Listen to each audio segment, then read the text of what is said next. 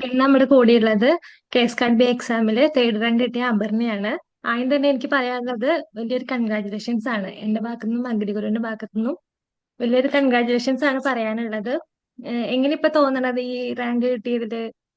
എങ്ങനെ അച്ചീവ്മെന്റ് കിട്ടിയതിൽ എന്താ ഫീൽ ചെയ്യണത് ഇപ്പൊ? എക്സ്പെക്ട് ചെയ്തിട്ടില്ല. പക്ഷേ ഞാന് നമ്മുടെ അത് കൃഷി ഓഫീസറുടെ എക്സാം ഉണ്ടായിരുന്നല്ലോ, അഗ്രികൾച്ചർ ആ ഓഫീസറുടെ ആ എക്സാം. അതിന് വേണ്ടിയിട്ട് നന്നായിട്ട് പ്രിപ്പയർ ചെയ്തിരുന്നു. പക്ഷെ അന്ന് അത് കറക്റ്റായിട്ട് എഴുതാൻ പറ്റിയില്ല. പക്ഷെ എനിക്ക് ബാങ്ക് ഓഫീസറുടെ എക്സാം വന്നപ്പോ, കാർഡ് ബാങ്കിന്റെ എക്സാം വന്നപ്പോ അത് ഒത്തിരി യൂസ്ഫുൾ ആയി. അതിന് പ്രിപ്പയർ ചെയ്ത് വെച്ചിട്ടാണ് സത്യം പറഞ്ഞാൽ ഈ എക്സാം എഴുതിയത്. അപ്പൊ ഒട്ടും പ്രതീക്ഷിക്കാതെ കിട്ടിയ റാങ്ക് എന്നാണ് പറയണത്.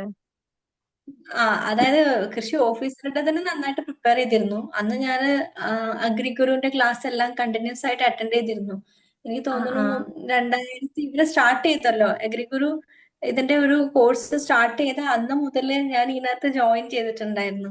അപ്പോ കണ്ടിന്യൂസ് ആയിട്ട് ക്ലാസ് ഒന്നും വിടാറില്ല. കണ്ടിന്യൂസ് ഉം ആയിട്ട് ഉം അറ്റൻഡ് ചെയ്തുകൊണ്ട് പോയിരുന്നു.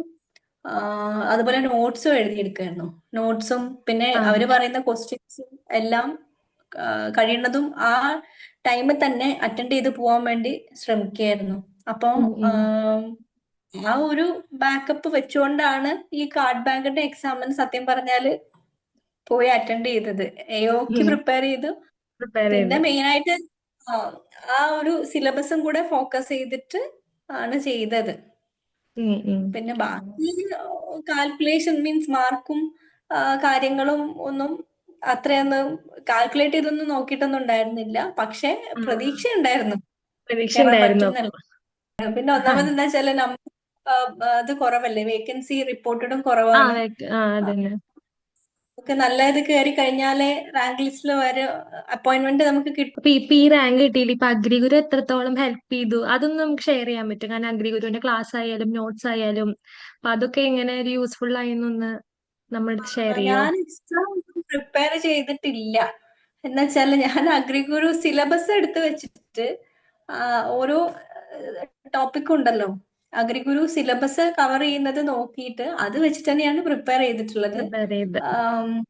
പ്രിപ്പയർ ചെയ്തിട്ടുള്ളത്. പിന്നെ എക്സ്ട്രാ സിലബസിൽ എന്തെങ്കിലും നമുക്ക് ഡീപ്പായിട്ട് വേണം എന്നുണ്ടെങ്കിൽ അത് മാത്രം ഗൂഗിൾ ചെയ്തിട്ടോ ഡീറ്റെയിൽസ് കളക്ട് ചെയ്ത് നോക്കും എന്നല്ലാതെ മിക്കവാറും അഗ്രിഗുരു നോട്ട്സ് വെച്ചിട്ട് തന്നെയാണ് പ്രിപ്പയർ ചെയ്തത്. അല്ലാതെ വേറെ എക്സ്ട്രാ നോട്ട്സ് ബുക്ക് അങ്ങനെയൊന്നും നോക്കിയിട്ടില്ലല്ലേ അപ്പൊ? എക്സ്ട്രാ ഇല്ല, ഒന്നും അഗ്രിഗുരുവിന്റെ നോക്കിയിട്ടില്ല. നോട്ട്സ് ഇല്ലല്ലേ? അതെ അതെ. ഓക്കെ, ഇനിയിപ്പോ ജനുവരി 4 മറ്റേ ഫാർമസിസ്റ്റിന്റെ എക്സാം വരില്ലേ, അപ്പൊ അവരുടെ അടുത്ത് ഇപ്പൊ എന്താ പറയാനുള്ളത്? ഇപ്പൊ ഈ റാങ്ക് കിട്ടിയ ഒരാളെന്നുള്ള നിലയ്ക്ക് ഇനി എക്സാം എഴുതാൻ പോണ സ്റ്റുഡൻസിന്റെ അടുത്ത് എന്താണ് പറയാനുള്ളത്? ഒരു ഇതില് ഒരു മെസ്സേജ് പോലെ. അതായത് നമുക്ക് നമ്മൾ മെയിൻ ആയിട്ട് ഫോക്കസ് ചെയ്യേണ്ട സിലബസ് ആണ്. നമ്മളെ സിലബസിനെ കവർ ചെയ്തിട്ടാണ് ക്വസ്റ്റ്യൻ വരിക. അപ്പം ഉം ഇത് ഇപ്പൊ അഗ്രിഗുരു ആണോ, നമ്മൾ എന്തിനെ ഡിപ്പെൻഡ് ചെയ്താലും നമ്മൾ ആ സിലബസ് കവർ ചെയ്യാൻ വേണ്ടി നോക്കുക. അതിനെ മുറുക്കി പിടിച്ചുകൊണ്ട് നമ്മൾ വർക്ക് ചെയ്യാം. പിന്നെ അവസാനം വരെ നമ്മൾ പുതിയതായിട്ട് പഠിച്ചുകൊണ്ടിരിക്കാൻ വേണ്ടി ശ്രമിക്കരുത്. ഒരു ഒരു 2 ആഴ്ച മുമ്പോ അല്ലെങ്കിൽ ഒരു 2 3 ആഴ്ച മുമ്പ് വരെ നമ്മൾ മാക്സിമം വായിക്കാൻ പറ്റുന്നിടത്തോളം കവർ ചെയ്ത് പിന്നെ നമ്മൾ ആ പഠിച്ചതിനെ എപ്പോഴും റിഫ്രഷ് ചെയ്യാൻ റിവൈസ് വേണ്ടിയിട്ടാണ് ചെയ്തോണ്ടിരിക്കുക. ആ ഓക്കെ. റിവൈസ് ചെയ്തുകൊണ്ടിരിക്കുന്നതാണ് എപ്പോഴും നമുക്ക് ഓർമ്മ നിൽക്കാൻ വേണ്ടിയിട്ട് ഏറ്റവും നല്ലത്. അതാണെന്നാണ് ഞാൻ മനസ്സിലാക്കിയിട്ടുള്ളത്. പുതിയതായിട്ട് ഒരുപാട് നോക്കാതെ സിലബസിൽ സ്റ്റിക്ക് ഓൺ ചെയ്ത് അത് കൂടുതൽ തവണ നമ്മൾ റിവൈസ് ചെയ്യാൻ വേണ്ടി ശ്രമിക്കുക എന്നുള്ളതാണ് ശ്രമിക്കുക. നല്ലത്. ഇപ്പൊ ഇനി ഫാർമസിസ്റ്റ് സത്യം. സ്റ്റുഡൻസിന്റെ അടുത്ത് പറയാനുള്ളത് അപ്പൊ. ഓക്കെ, അപ്പൊ ഈ ഒരു ജേണി ഇപ്പൊ എങ്ങനെയായിരിക്കും?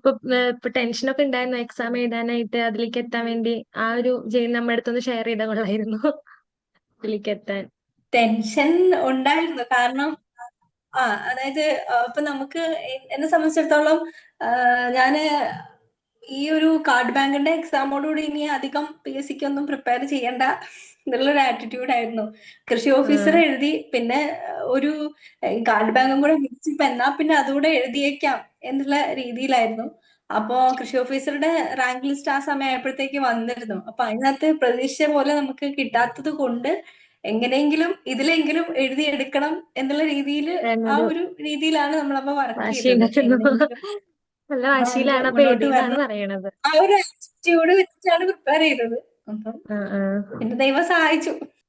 പിന്നെ അഗ്രിഗുരുവിന്റെ ഇപ്പൊ ഏതെങ്കിലും ഇപ്പൊ ഇന്നത് എടുത്ത് പറയാനുള്ള നോട്ട്സ് ഇഷ്ടായത് അല്ലെങ്കിൽ അത് യൂസ്ഫുൾ ആയി തോന്നി അങ്ങനെ എന്തെങ്കിലും നോട്ട്സ് ഉണ്ടോ നമ്മുടെ കയ്യിന്ന് കിട്ടിയതില് അങ്ങനെ ഇല്ല, സ്പെസിഫിക് ആയിട്ട് എല്ലാ നോട്ട്സ് സബ്ജക്റ്റും എല്ലാം എല്ലാ എല്ലാം ഓക്കെ സബ്ജക്റ്റും ആയിരുന്നു.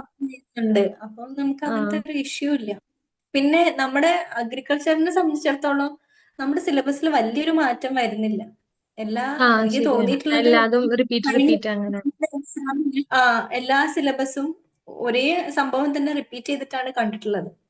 അപ്പോ ഉം. അതുകൊണ്ട് നോട്ട്സ് ശരിക്കും നമ്മൾ വീണ്ടും വീണ്ടും റിവൈസ് ചെയ്ത് നന്നായിട്ട് കേട്ട് ഓർമ്മയിൽ സൂക്ഷിക്കുക എന്നുള്ളതാണെന്ന് തോന്നുന്നു, കൃത്യമായിട്ട് മനസ്സിലാക്കിയിട്ട്. അല്ലാണ്ട് അതിനകത്ത് പുതിയതായിട്ടൊന്നും ഇല്ല. Okay, okay, thank you. Thank you.